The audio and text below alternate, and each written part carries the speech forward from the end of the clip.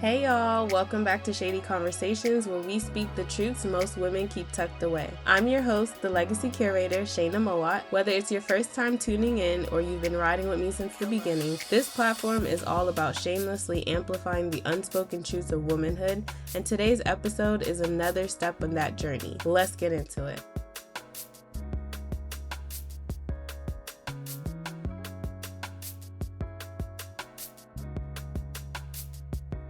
Hey Shady ladies! Before we get into today's episode, I just want to do a quick check-in. How are y'all feeling? How are you really feeling? Take a second to think about it. I'll go first though. Today, I'm feeling motivated, I'm feeling renewed, I'm feeling focused, I'm feeling determined, which is not how I've been feeling lately, but today, these are the feels. I can feel a shift happening. I don't know if y'all feel it too, but it's giving new energy, okay? But in the same breath, today, I'm just a girl without a plan. And I think that's important to say out loud because sometimes we feel like we have to have everything mapped out, figured out, color-coded, and some days you just don't. Today, I don't. I decided that I'm locking in for the next 60 days, and I'm on day 3 of 60, and I was supposed to go to the gym this morning, but then I don't have my car. And I felt like it was going to throw me all off, but my man, being the sweet man that he could be sometimes, he was like, "You're going to have the house to yourself. Why don't you record a podcast episode? You haven't been talking about that lately." And I was like, you know what? Today would be a great day to sit down and talk to my shady ladies because I have not been consistent. July has been aggressive, but we're going to get into that. But like I was saying, some days you just don't have it figured out. But the thing is, even without a plan, I still feel very aligned today. I feel like I'm moving in the right direction. And maybe that's where some of y'all are too. I don't know. Let me know in the comments. But if today you're having mixed emotions, like you're motivated but still confused, you're focused but unsure, you're determined but low-key winging it, you're not alone, sis. This is your reminder that you don't need to be the full blueprint to keep going. Sometimes you just need the energy, the intention, and the willingness to show up. So today I'm showing up for you guys. Well, I'm showing up for myself, but also for you guys. And we're just going to chat. So let me circle back. I told you guys that I'm doing 60 days, I'm locking in for 60 days. And it looks like a whole bunch of different things. There's a physical lock-in. I'm going to be fasting in between. I'm going to be reading my books in between. I'm still working out. I got some business things in there. I'm potty training my kids right now. But the next 60 days, I'm locking in. Not drinking alcohol, focusing on my eating, just a whole bunch of things in the mix. But I'm only on day 3, so of course, with my schedule being thrown off, how I normally drop the kids off and go to the gym, I wasn't going to make it to the gym today. But I didn't let that stop me. I have to get my 10,000 steps in. So I decided that I was going to do the one thing that I do not like doing, which is a home workout. Now, I'm not against home workouts per se, but for me, it's I just don't have the space, and I like to have designated areas. The only area that I can work out right now, it would be in the living room because our basement is rented out, and the kids' toys be everywhere. Now, I did clean up the kids' toys yesterday, so it kind of worked out that I didn't have to clean up before I worked out, so that was great. But still, I like to have designated areas. I don't want to be all sweaty in the living room and then be chilling in the living room later. I don't know, that's just a me thing, but I had to put that to the side. And I did my workout because I'm only on day 3. I can't be falling behind on day 3. So in my workout, I decided that I was going to do some functional training, squats, lunges. The girlies love a good leg day. But then I decided to throw a Zumba video on. I did Soca Zumba. And it just felt very nostalgic. It felt very free. It was fun. I was in tears because I was so happy. And I was also laughing at myself, and I was tired. It was a good workout. It was a good Zumba workout. But the other day I was looking back at pictures in my phone, and I was like, wow. I mean, I'm happy now that I have my kids, but my life before my kids was so different. I was going to dance classes because it's something that I just really enjoy doing. I was in pole dancing classes as well. And I was just like, dang, I need to get back to that. Like just moving and having fun. Of course, I'm not going to be out at the dance halls. Like that's just not my life anymore. But I could do a workout class. I could do a dance class. And so today I threw on the Zumba and it just freed me, which is probably why now I'm feeling so inspired. I'm glad I didn't just say, okay, I'll skip a workout today. I'm glad I sucked it up and did the home workout. Sometimes that's all it takes is just sucking it up and doing the thing. But y'all, life has been busy. And when I say July has been aggressive, July 13th is really giving July 31st. We done had a funeral, closings, an engagement party, a baby sprinkle, a baby announcement. The list goes on, but those were like events, you know? And yeah, time has just been flying. I've even been a little bit MIA on social media, but it's only because I'm really having a problem being torn between being present and creating content. Do you guys ever experience that type of struggle? Let me know in the comments if it's just me, but I really like to be in the moment. I like to have fun. I like to make the best out of every situation. And sometimes when you're behind the camera, and then I don't even be in the content sometimes because I'm the one taking the videos. But anyways, sometimes when you're just behind the camera, like you don't really get to enjoy the moments or you don't really get to be there to support people like how you're supposed to be. And so I've just been in the moment lately. But today I just feel so renewed that I started getting back to the things on Sunday. That's when day one of my 60 days are. But today I really feel like I can do this. One thing that all this has taught me is that showing up as who you want to be or who you want to be perceived as is really not showing up as your whole self. And I think that that's kind of what has been fueling my burnout. Now, I'm not saying that I need to pivot or, make changes because I want to show up as the person that I want to be everywhere I go. I have different sides to myself. Like there's the homebody side, the antisocial side, and when I'm in certain spaces, I really don't want to show up as that. I want to show up as the happy-go-lucky Shaina, which is me 50% of the time. I want to show up as the fun-loving, adventurous Shaina, which is me 50% of the time. Okay, I'm not going to say 50%. No, I'll say 50%.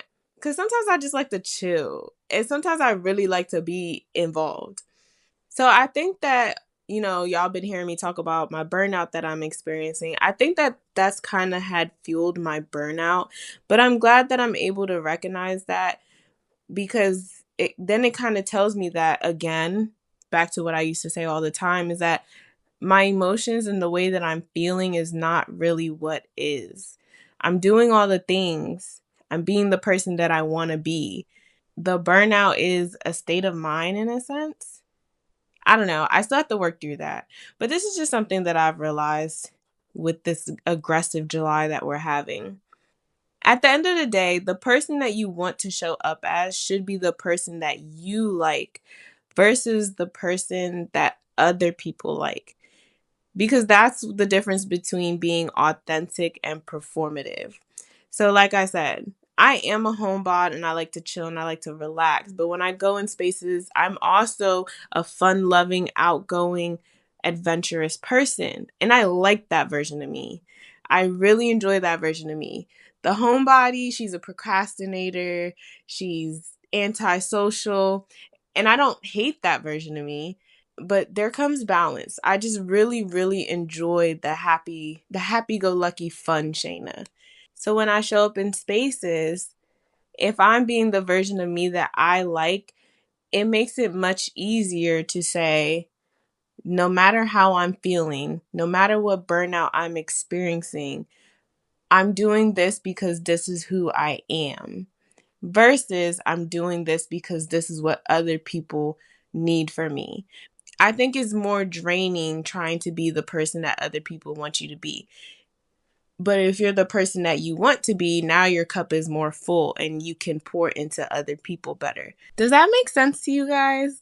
today's going to be a hot mess of an episode because I took down some notes on some topics that I might want to touch on, but I haven't really sat down and like planned out my thoughts. So you guys are getting that messy, ugly version of my brain. Y'all really going to see how my brain works. This visionary over here, it's going to be all over the place. Just bear with me, guys. Hey, girlies. We're going to take a very intentional pause because real quick, why haven't you locked in? Here's 15 seconds to get it done. If you're listening on Spotify, hit follow. And if you're watching on YouTube, then subscribe. That way you can be a part of all the conversations, past, present, and what's coming next. Now that we got that out the way, here's 5 more seconds to go like this episode. Thank you for locking in for real. All right, back to the episode. Okay, I'm going to try and clean up this mess for you guys. Just take a second and ask yourself, who are you trying to be? Are you trying to be the person you're trying to show up as? Do you actually like her? Or do you like the way other people respond to her? Because those are two very different things. If you actually like the person that you're trying to be, that's rooted in self-connection. But if you're trying to be the person that other people respond well to, that's rooted in validation. The goal isn't to become the version of you that everyone else approves of. The goal is to actually become somebody that feels honest, it feels free, it feels like something that you can sustain for a lifetime. Because if you build your identity around what people like, you will constantly have to adjust yourself just for them to keep liking you. And that's a never-ending cycle. Being authentic is showing up as yourself, whether it's received well or not. And being performative is I'm showing up in a way that I know will be received well. But when you're authentic, you don't need an audience. When you're performing, that's self-explanatory. And let's be real, we've all been performative at some point. When I walk into a business meeting, when I'm meeting new clients for the first time, when you're meeting your significant other's family for the first time, there's still a little bit of performance in there until they get to know the real you. And this isn't about judgment. Again, we're only being aware today. Today is all about self-awareness. The times that we do perform, it's either because we want to be accepted, we want to be seen as that girl. I know I'm that girl, but sometimes I need you to know from first impression that I'm that girl rather than taking the time to get to know me. Sometimes you're trying to grow into a new version of yourself that maybe you haven't found yet, or you don't actually know who you are yet. And all of these are valid, but at some point, you kind of got to check in and ask, like, is this still me, or is this just what works? When it works, you don't really feel like you're on all the time. You don't feel like you have to rehearse your personality. You don't feel drained from being seen. It feels natural. You could breathe. You can exist without overthinking every single move. You don't feel burnout. Saying all that to say, you don't need to perform your way into becoming her. Be the version of you that you like, the version that feels good to wake up as, and the version that doesn't require constant upkeep just to exist. Because the real tea is being fully yourself and still being received by other people. What if the one thing you've been avoiding is actually the exact life-changing tool you've been searching for? If you cringe whenever you hear finances or life insurance, it's time to change the narrative. Life insurance isn't about death, it's about stability while you're living. It's how you make sure your family is protected, your business stays afloat, your responsibilities don't fall on loved ones, and your dreams remain intact even when life shifts unexpectedly. At Life by Design Financial, we show families, entrepreneurs, and nonprofits how to leverage life insurance for real freedom. That's asset protection, long-term stability, community impact, and legacy that actually outlives you. Your purpose deserves structure, your dreams deserve protection, your family deserves peace. If you're ready to stop avoiding the conversation and start building your life by design, let's talk. Connect with Life by Design Financial today. Your future will thank you. All right, back to the episode. Okay, on to the next topic. I'm going to switch gears a little bit, but I would be doing an injustice if we did not talk about this. Nolan Wells, may he rest in peace. May his family find answers. This story broke my heart and it has shook the world, and rightfully so. So for those of you who don't know the story behind Nolan Wells, he is a young Black man, 18 years old, took a boat trip with his friends to celebrate 4th of July on an island off of Mississippi. And he never came back. He was found, a body, when the story first dropped, they weren't trying to say that it was him. They said a body was found 2 days later.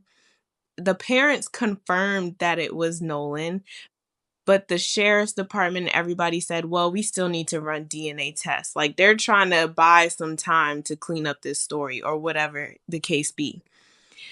But anywho, it was confirmed. So 2 days later, he was found dead. But nobody knows what happened except for the friends that he was with, I'm convinced. So Nolan is what you call the token Black friend. He was out with a group of white people. Somewhere in the mix, I guess there was a video taken of him getting into an argument with a couple people.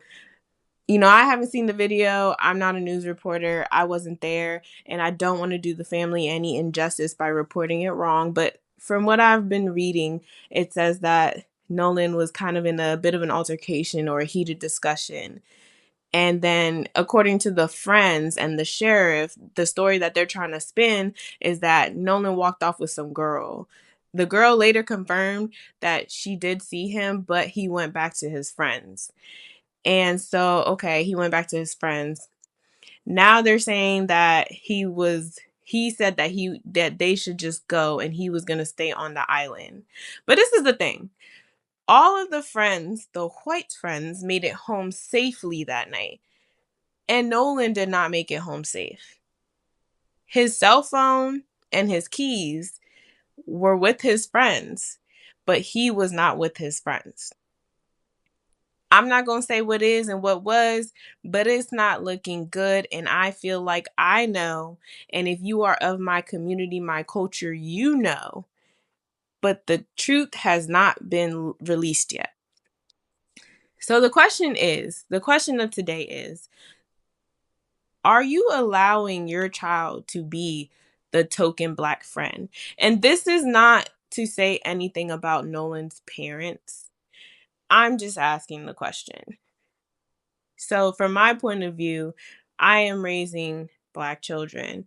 And it's something that I even see on social media all the time. Okay, let's start there. Let's start with not social media. It's something that you even see in reality TV all the time. So let's start there. You have shows like Southern Hospitality, The Valley, and I'm just saying this because they just had seasons out right now where there's one Black friend in the mix. Well, Southern Hospitality has like 3, but especially in this season that just passed, there was a young lady accusing the one Black male on the show of being aggressive. And, just saying words that, it's very triggering and it's very labeling for the only Black man in the group. And so she just didn't understand what the problem was, and people were trying to tell her what the problem was and why she shouldn't say things like that. But it's like, why are you trying to be friends with people who will never, ever, ever understand you? And so there's another Black girl on the show. And when she was talking to her mama, and I literally applauded her mom for this when I saw it. Y'all know I love me some reality TV. And yes, I watched. So when she was talking to her mom, and her mama really laid into her and was like, why are you discussing Black problems with white people? At the end of the day, and I'm not discriminating, I know some really solid white people, but at the end of the day, like, they will just never understand. When I go out with my homies, we checking for each other. It don't matter if me and my homegirl disagree on something. We came together, we leaving together. And so, like, we just really ride for each other. And so with the reality TV situations, it's like, y'all are really sitting here in this group of people who, yes, they are cool to hang out with, right? You get along well with them. But do you not understand that when things hit the fan, they are not going to have your back? They're not going to understand. They just will. There's just some things that they will just never understand, because there's some things that I will never understand if the roles were flipped, because I don't live that life. I don't look like that. I don't have those experiences. And I just find it very, very sad. And so when I ask the question, are you okay with your child being the token Black friend? My answer is no. And I'm not saying that my kids can't have friends of other races. What I'm saying is that they won't be the only one in the mix. And the reason being, just like walking into a corporate office and you're the new kid on the block, or maybe you've been there in your experience. If you just don't have people who align with you, who understand you, who can relate to you, you're not safe. You will never be safe in spaces like that. I was talking to my homegirl about this actually this past weekend, because she's getting ready to have a baby and her baby is going to be mixed.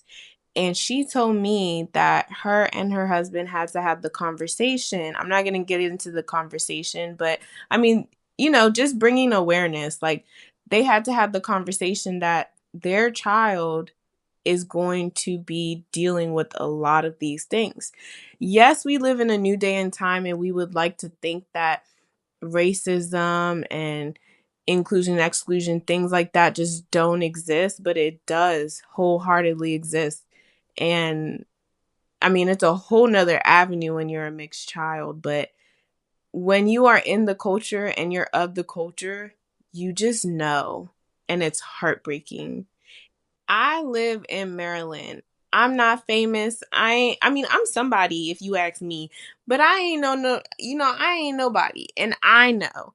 Now, we know. The answer is yes, we know. You got people like Tyler Perry, who is helping pay for Nolan Wells' funeral. You got Colin Kaepernick, who's helping pay for his independent autopsy, because that family needs answers.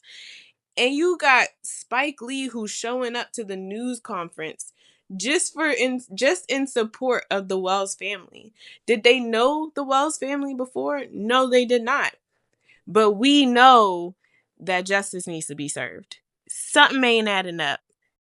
And I love my Black people, and I just want us to move a little bit smarter. It has been a repeated thing time and time again, and it's not going away. And it doesn't matter how old you are. Nolan Wells is 18 years old.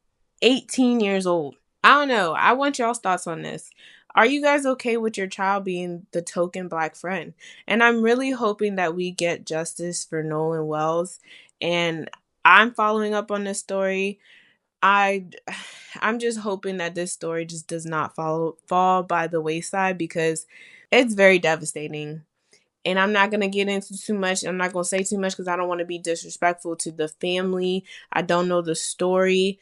But what I am going to say is, we know. Yes, we know. I just could not put out an episode in this day and time with something like this happening in the world and I don't speak on it. I feel like I would have been doing myself an injustice. I would have been doing my culture an injustice. I'm going to leave it alone though. We're going to move on to the next topic. Ugh. This break could be yours. Yes, this moment right here.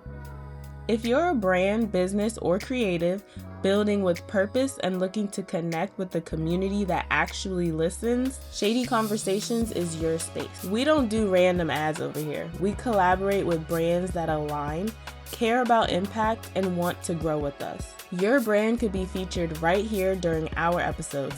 highlighted across our social media platforms, and welcomed into a community that values authenticity, faith, growth, and real conversations.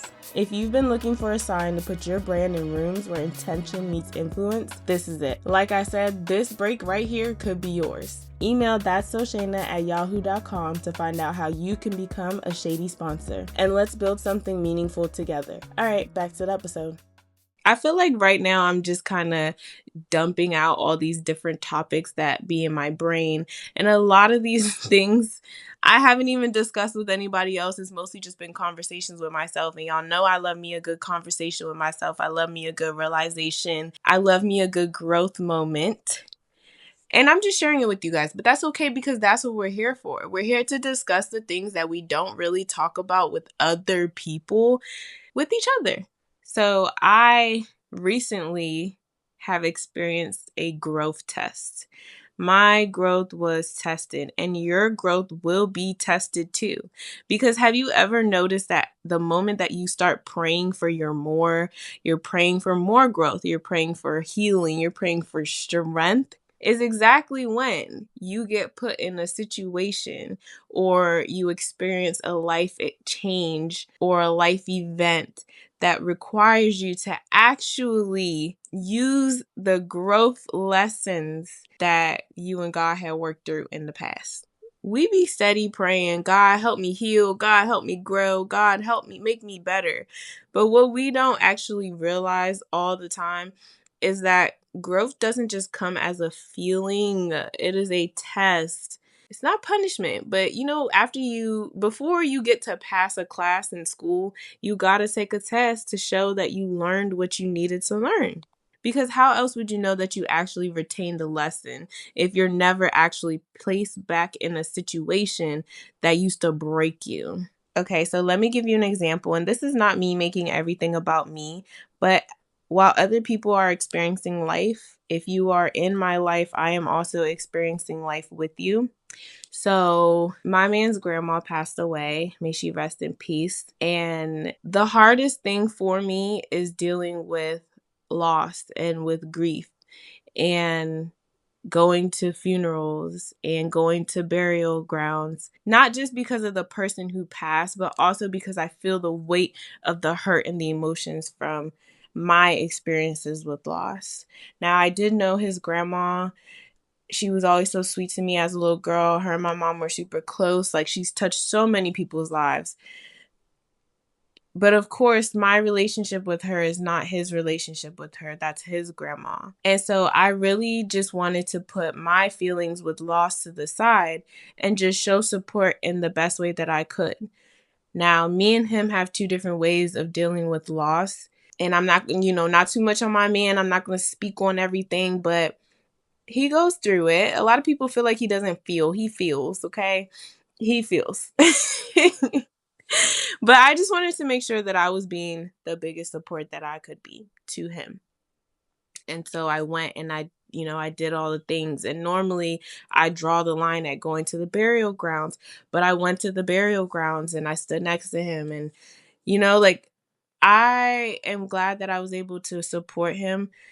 I'm also very proud of myself that I have been able to deal with my past traumas revolving around loss and being in those spaces. Saying all that to say, sometimes God will send you something familiar, the same type of situation, the same kind of people, the same emotional triggers. But this time, you are not the same person. And so the question now is, are you going to respond the way that you used to be, or are you going to move with the growth that you've been praying for? I feel like I passed the test, but let's talk about something real. Growth doesn't always feel good in the moment. Sometimes it just feels like a bunch of mess on the inside because a part of you wants to react how you used to, but another part of you knows that version of you just does not live here anymore. You're not welcome here anymore. And then there's like a little bit of a tension between the two, but that's how growth happens in real time. You start showing up for others while you're still healing. So in my experience, Grief is heavy, and showing support for other people while grief is my battle is heavier. Like being there for someone, encouraging them, uplifting them, checking on them when I'm the one who feels like I'm barely holding it together. And not because, like I said, I know that it wasn't my direct family member, but because of trauma. I wasn't holding it together myself because of trauma. That really takes a different kind of strength. And I don't think that we talk about that enough. People will see you show up, they'll see your consistency, your presence, your kindness, but they don't always see what it cost you. They don't see the moment where you had to push through your own sadness, put your feelings to the side, be strong when you really, really, really wanted to fall apart. And no, that doesn't make you phony. It just means that you're being resilient. But let me say this, you do have to learn balance because growth is not about abandoning yourself to be there for others.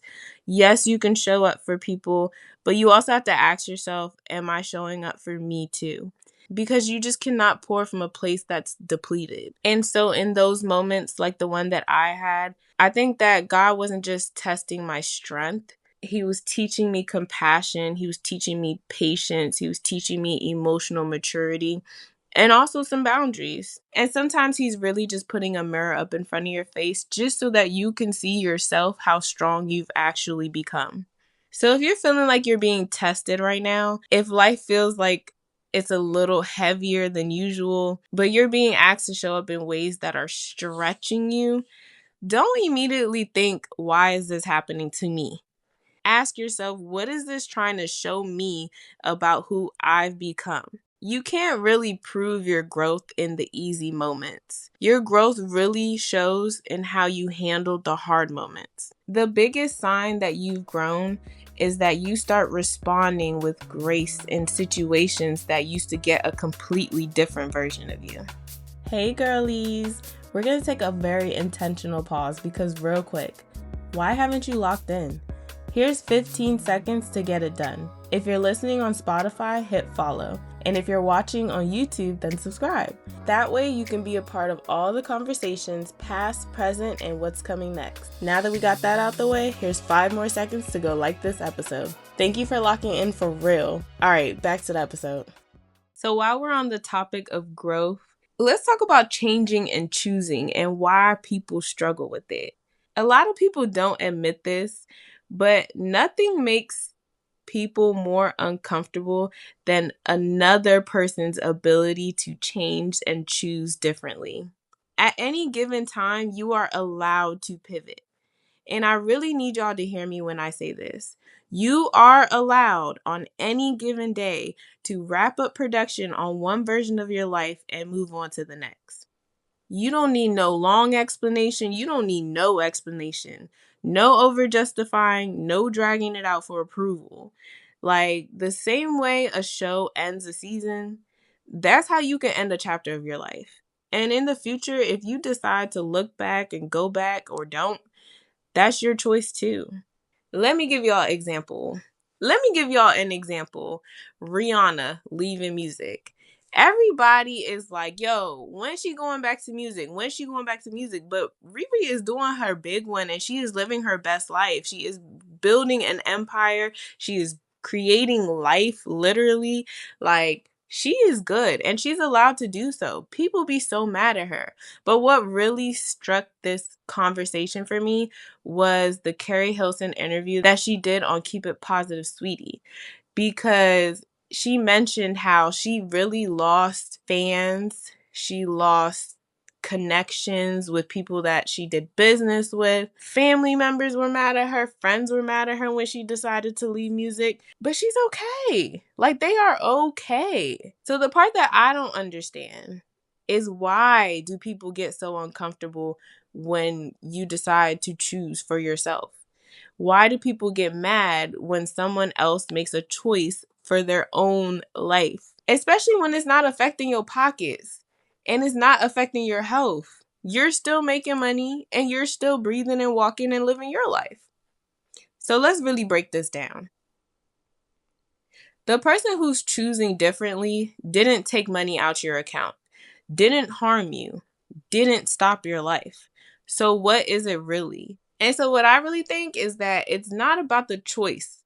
It's about the mirror. Sometimes it's not about what somebody chose. It's about what their choice reflects back on you. Their ability to walk away, their courage to pivot, their willingness to start over, it bothers you. Somebody else's ability to walk away or willingness to start over, it can make you question why you're still holding on to something that you've outgrown. And that really makes people uncomfortable. A lot of people don't actually want you to grow. They want you to stay consistent with who you used to be because that version of you is familiar to them, it's predictable for them, and it's easier for them to understand. But of course, growth changes the dynamic, and not everybody knows how to adjust to the new version of you. If I'm gonna keep it real with you, choosing yourself will disappoint people. Sad to say, but it's true. But disappointing others is not the same as doing something wrong. Sometimes it just means that you're no longer prioritizing their comfort over your alignment. And let me tell you something, you don't owe anybody the same version of you forever.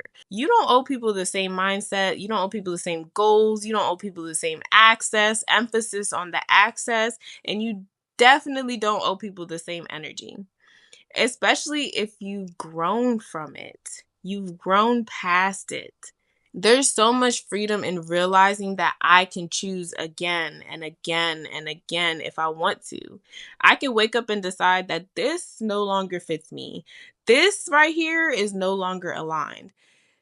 I just simply want something different. And I don't have to wait for a big dramatic event. I don't have to wait for a crisis to make a change.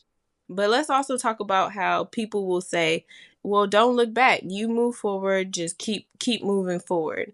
But honestly, if you want to look back and you want to reflect, then reflect.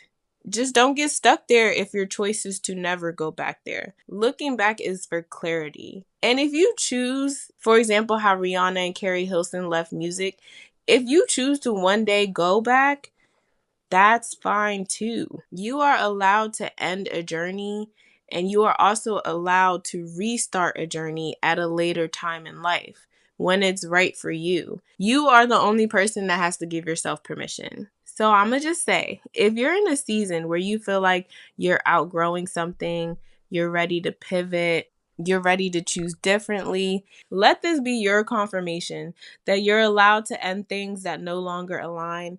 You're allowed to choose yourself. You're allowed to move forward. You're allowed to hit pause and pick it up later. And if anybody has an issue with that, they are the ones that need to ask themselves, why is someone else's choice feeling like a problem for them? Because that sounds like a them thing. Hey investors and future moguls, looking to grow your real estate network and learn from active deal makers right here in Maryland?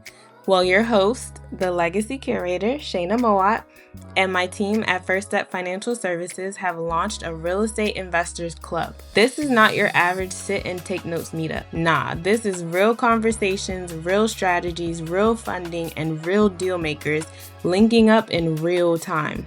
Whether you're just curious or you're ready to lock in your first flip, your first rental, or you true to this and not new to this, you can join us once a month in Columbia, Maryland. We're not just teaching real estate, we're creating a network of investors who look out for each other and win together. The wealth you want is built in rooms like this. Learn, network, invest. Find us on Instagram at That's So Shaina or at You Take the First Step to be notified on our next meetup. All right, back to the episode. Okay, this is the last topic that we're going to get into today, and we're going to talk about gatekeeping. And I'm going to just give you guys a little bit of a backstory on what sparked this topic for me. Again, I'm just dumping on you guys. These are just things that have been in my head. Okay, so hear me out. Pizza and mozzarella sticks is really just spaghetti. Or at least that's what I told my oldest bonus love. Because if you think about it, spaghetti is the red sauce with the meat, and then you have the pasta, which is a carb. Okay, if you take the pasta out and you switch that to a crust, boom, you got pizza with some cheese on there. You know what I'm saying? And then mozzarella sticks, if you take the crust out of the pizza and you wrap the cheese and, around, and you're dipping it in the sauce, boom, we got spaghetti all over again. Okay, anyways. I hope I didn't lose y'all on that. I hope y'all stayed with me. So we gonna talk about gatekeeping. Now, Shaina, how do you get from pizza, spaghetti, and mozzarella sticks to gatekeeping? Let me tell you something. Somebody was inspired by a flavor, so they recreated the same dish, but with their own flair. It's all gonna make sense in a second, I promise. Let's start this topic here. I know a lot of people hate the word gatekeeping because everybody feels like information should be free, creativity should be shared, ideas should flow. And yes, to a certain extent, I agree. Now, hear me out. As a curator, as a creative, somebody who builds, designs, creates experiences, somebody who builds, designs, and creates experiences, it is my God-given right to be inspired. Nothing we see today is 100% original. Everything is inspired by something, a feeling, a memory, a look, a vibe, a moment. So I'm never going to be the person that says, oh, you can't do that because I did it.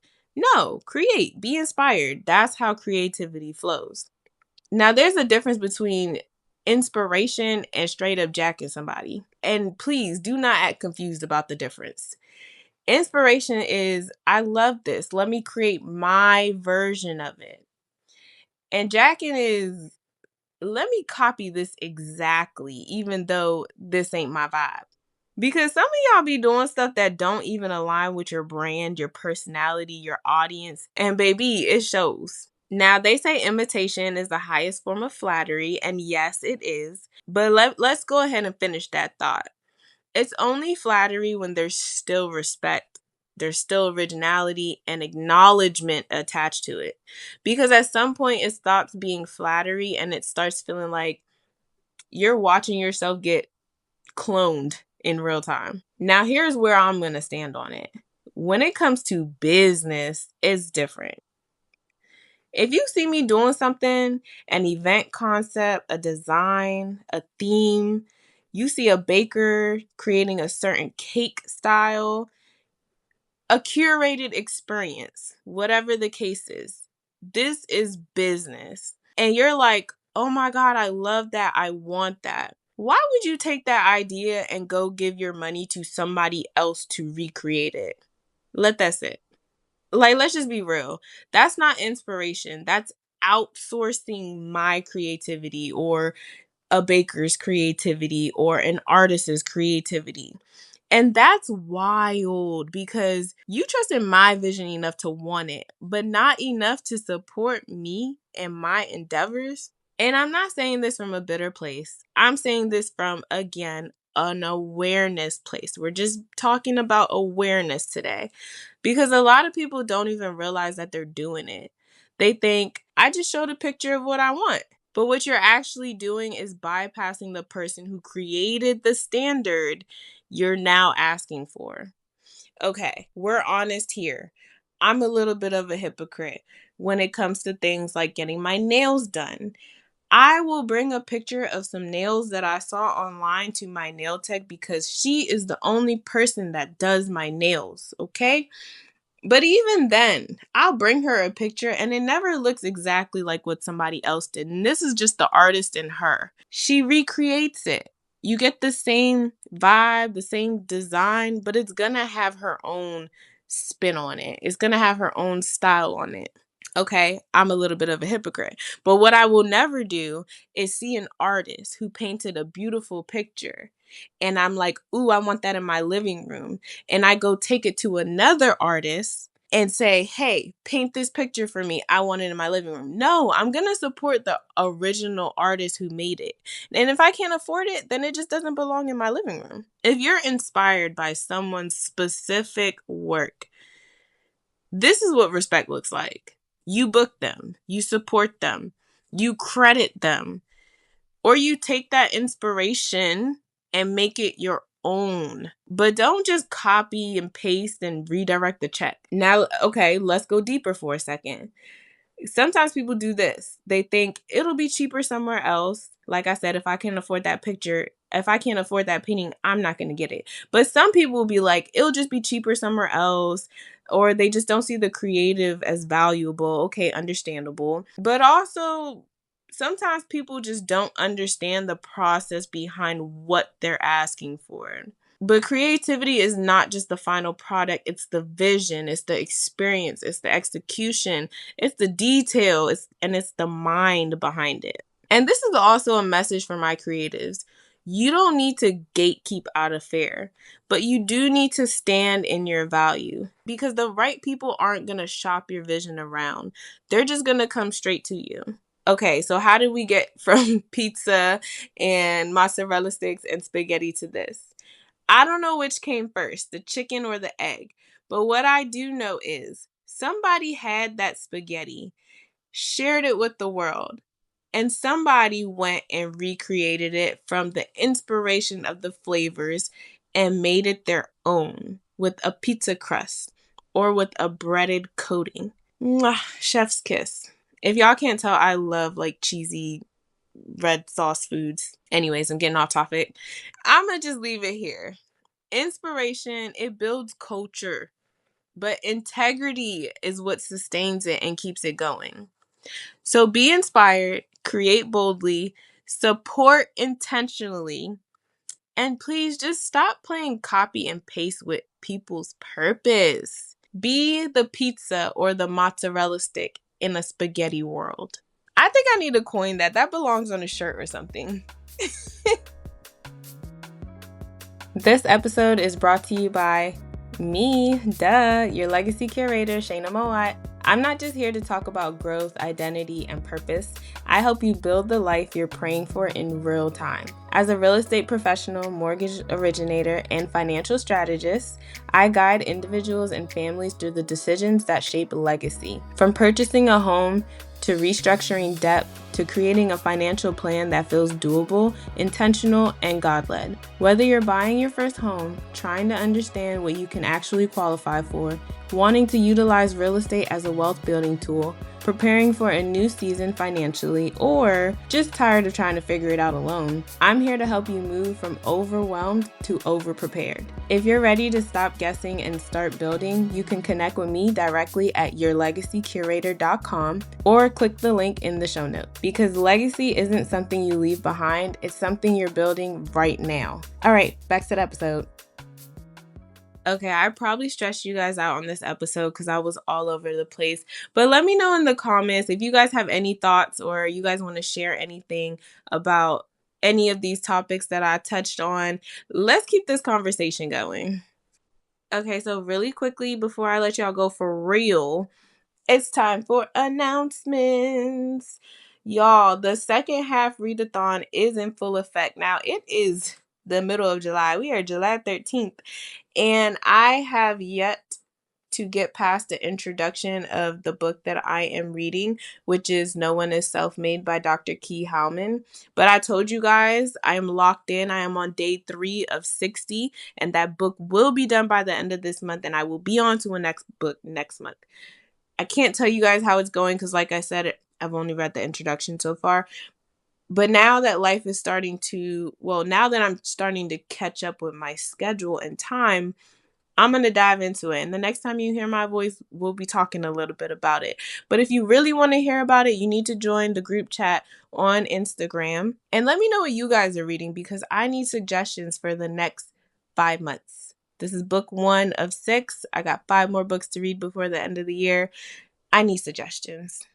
Oh, and also make sure you guys are following me on Instagram at That's So Shaina. You guys need to buy your tickets. If you are in Maryland, Baltimore area, or you don't mind traveling to the Baltimore area, I am hosting a Pretty Spaces Powerful Portfolios event. It is an elevated brunch experience on August 9th. We're going to be talking about real estate investing. We're going to be talking about interior design. We're going to be talking about elevating your spaces on a budget. We're going to have a cute DIY activity. There's going to be some networking. We got some featured vendors in in there who are coming out to share their business with you as well. And I can't wait. It's just going to be a girl good time. Y'all know I love a girl good time. But yeah, if you want to do event collaborations with your girl, with your legacy curator, you can always reach out to me. You can find me, Shady Conversations, Instagram, that's so Shaina, or your legacy curator, whatever the case is. You can email me at that'ssoshaina@yahoo.com if you're really serious. And we could talk about potentially doing some event collaborations, really elevating the experience of your event. If you need a host, whatever the case is, I'm your girl. And if you're looking to purchase a house or sell a house in North America, it doesn't just have to be Maryland. Hit me up. If you're looking for financing, hit me up because by day, I am a realtor, mortgage loan originator, financial educator, and I'm here to answer any questions that you may have about real estate. As we wrap things up, I just want to thank all of today's listeners for sharing space with me today. If today's conversation spoke to you, I hope you give yourself permission to sit with it, speak on it, and heal through it. Remember, she has an intentional destiny yielding, and this journey, it's yours to own. Don't forget to subscribe, share, leave a review, and follow us on Instagram and YouTube at That's So Shaina. If you're ready to be a guest or a sponsor, tap in. We're building this platform together. Until next time, stay shady, stay grounded, and keep the conversations going.